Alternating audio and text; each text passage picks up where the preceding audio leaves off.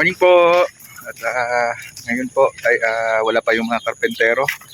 Pero may nasako na po kami ni Rhea dito na mga panambak. At dandahanin po namin na magtambak dito sa loob habang wala pa yung mga karpentero. Kasi ngayong araw na ito ay magtatrasis na po sila. At tapos na po yung napinturahan yung mga bakal, no, na gagamitin po sa pang-traces. Ayan po, grabe, pulang-pula yung mga traces.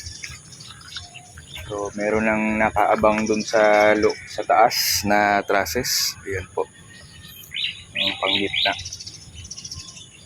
O haba pong wala pa yung mga karpentero, magtatambak muna tayo. Ayan, kasama natin si Rhea. Ayun nandun. Maaga po tayo nagising para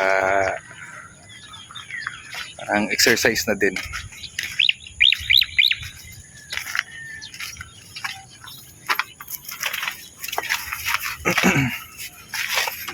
Ito po yung lagay namin kahapon, natambak namin. Yan.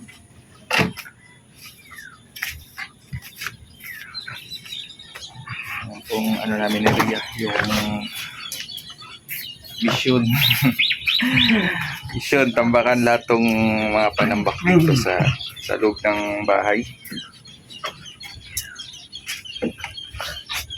Ito na lang, nalagyan na po ng mga bato. At tatambakan natin dyan, doon sa dyan side, para dandahan na matambakan.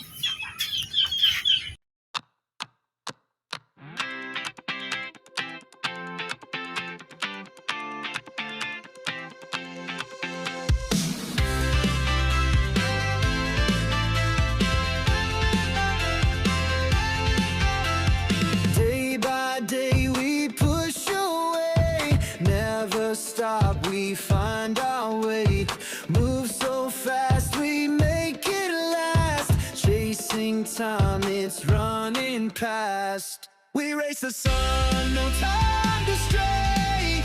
Burning bright, we light the day. Through the fire, come what may. Keep the rhythm all the way.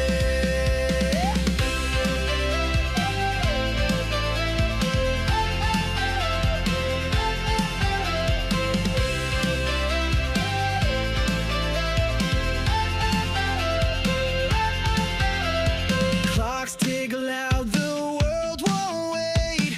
Every step decides our fate. Hearts on fire, no room for doubt. In this race, we're breaking out. We race the sun, no time to stray. Burning bright, we light the day. Through the fire, come what may. Keep the rhythm all the way.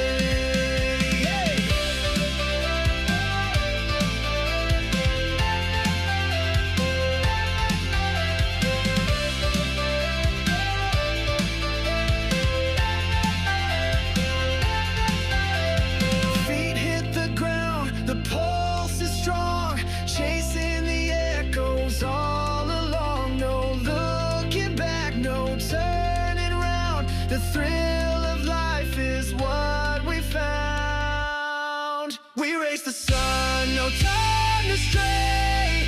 Burning bright, we light the day. Through the fire, come what may. Keep the rhythm all the way.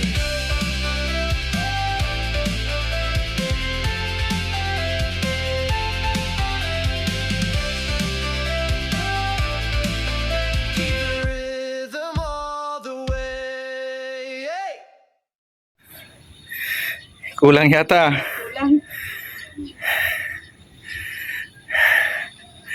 Kulang yung natin, yung sinako natin. Ayan guys, may 15 sako dyan. Pero nadandahan naman po yung panambak. Kakunti na lang nabawasan na. Ito magandang panambak kasi may halo na siya. May bato. Yun nga lang yung pagsako mo, pagpala, matigas. Diba na subukan mo yung magpala? Nag-surrender ka na Sakit sa likod. Ha? Sakit sa likod. Ang bigat kasi Mm. mga bato. Pero hindi mo kasi yung alam yung technique. Sakit na lang. Kaya yan.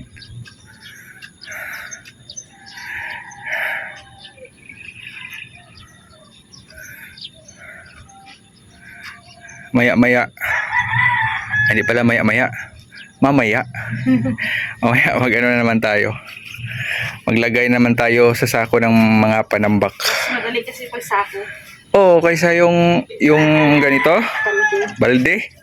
Ay, mapapagod ka niyan. Nakapagod. Mm-mm. Mas maganda yung masako. Sako muna. Tapos tambak. Tuloy-tuloy. May portion ka na kaagad na makita. Dandahan. Ay, malaki-laki pala yung tatabakan. Dapat maubos pala natin itong itong mga panambak na to. Mailagay sa loob. Panambak! Marami pa tayong panambak. Pero mas madami yan dati. Hanggang dito yan, kalahati na. Kalahati na yung nahakot natin.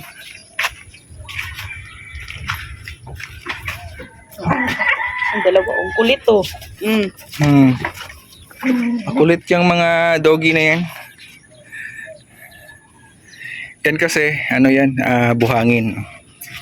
Ano yan? Pang flooring at palitada ng kwarto. CR. Para sa kwarto yan. Kwarto at saka CR.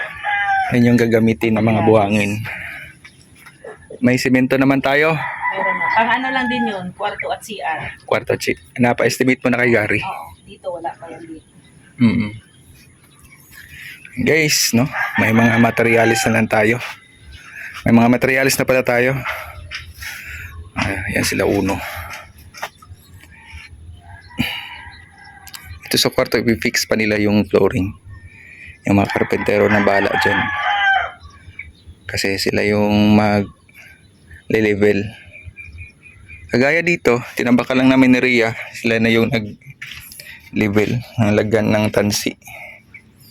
Tsaka sila nakaalam sa metros, sa mga sukat.